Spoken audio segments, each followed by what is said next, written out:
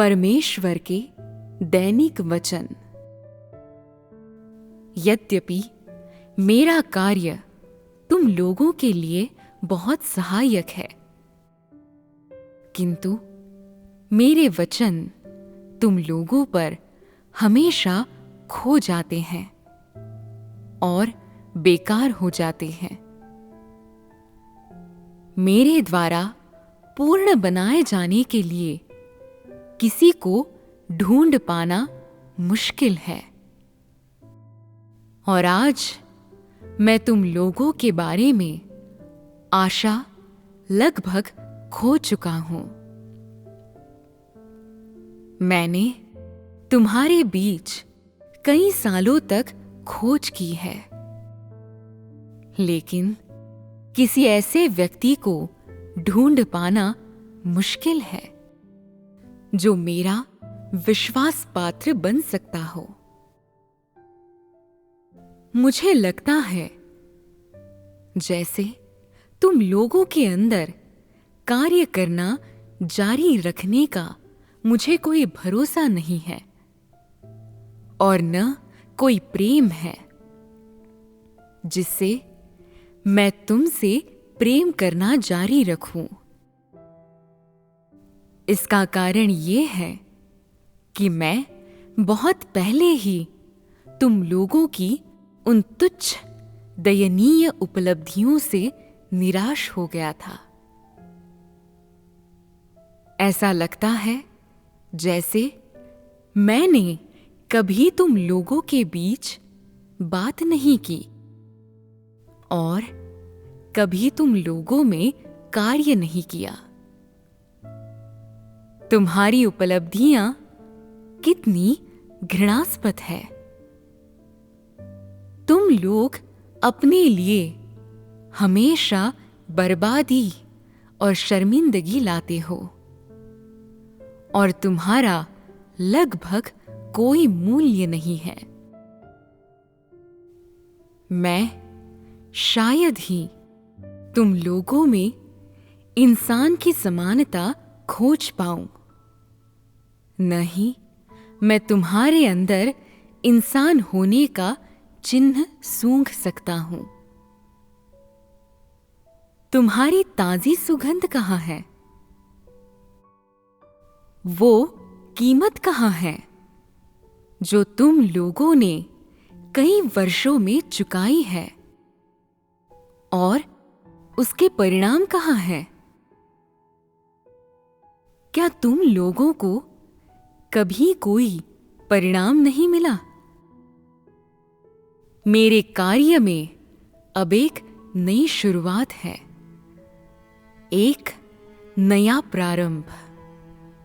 मैं भव्य योजनाएं पूरी करने जा रहा हूं तथा मैं और भी बड़ा कार्य संपन्न करना चाहता हूं।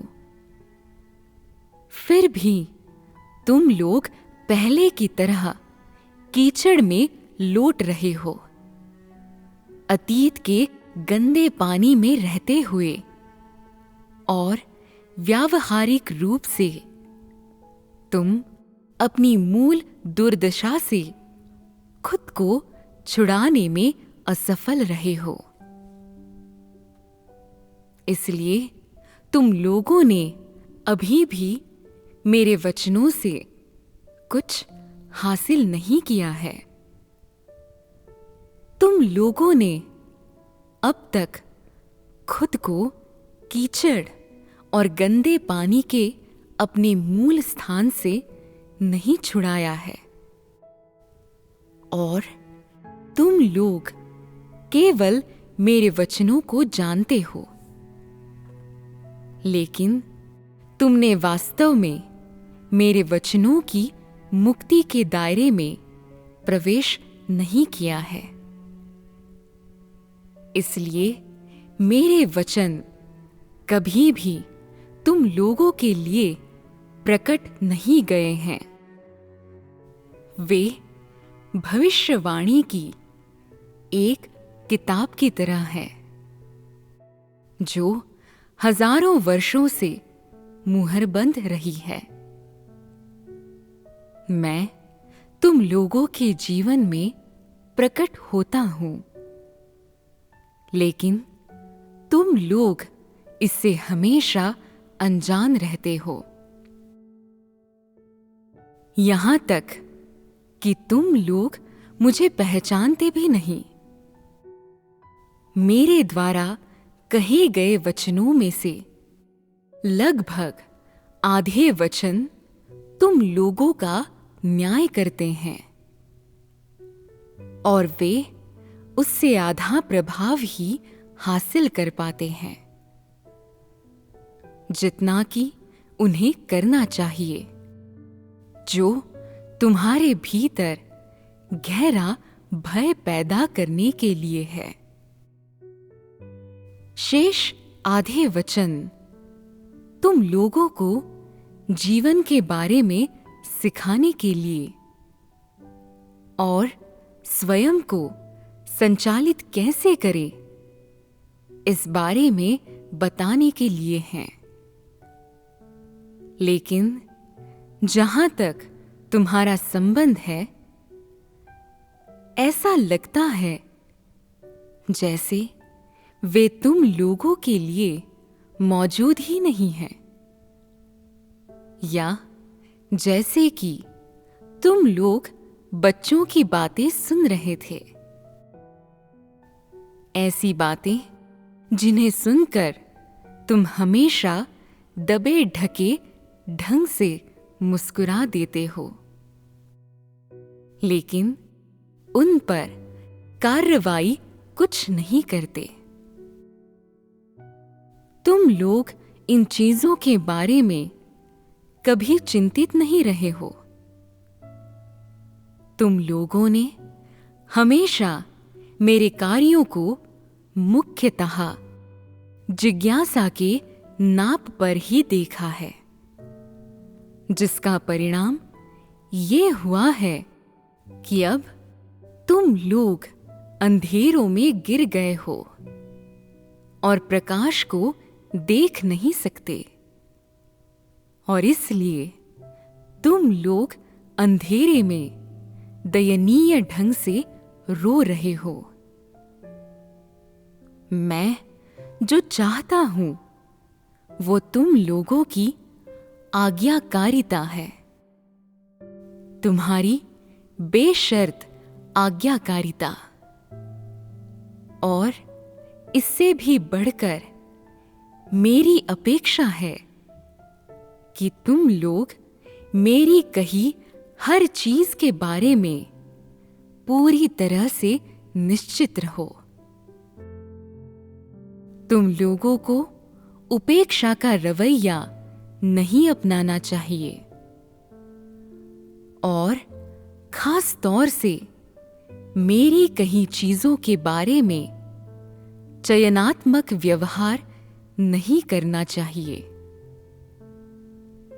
न ही मेरे वचनों और कार्य के प्रति उदासीन रहना चाहिए, जिसके कि तुम आदी हो।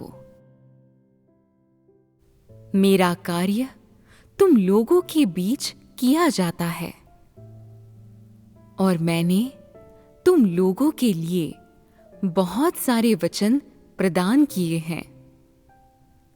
लेकिन यदि तुम लोग मेरे साथ ऐसा व्यवहार करोगे, तो जो कुछ तुमने न तो हासिल किया और न ही जिसे अभ्यास में लाए हो, उसे मैं केवल गैर यहूदी परिवारों को दे सकता हूं।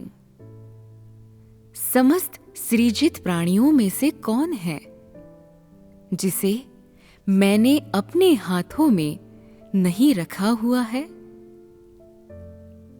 तुम लोगों में से अधिकांश पके बुढ़ापे की उम्र के हो, और तुम लोगों के पास इस तरह के कार्य को स्वीकार करने की ऊर्जा नहीं है जो मेरे पास है। तुम लोग मुश्किल से गुजारा करने वाले हानहाओ पक्षी की तरह हो। और तुमने कभी भी मेरे वचनों को गंभीरता से नहीं लिया है।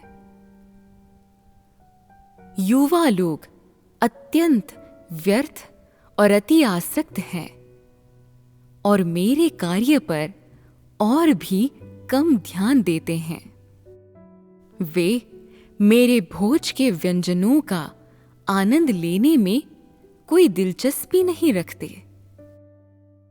वे उस छोटे से पक्षी की तरह हैं जो अपने पिंजरे से बाहर निकलकर बहुत दूर जाने के लिए उड़ गया है। इस तरह के युवा और वृद्ध लोग मेरे लिए कैसे उपयोगी हो सकते हैं?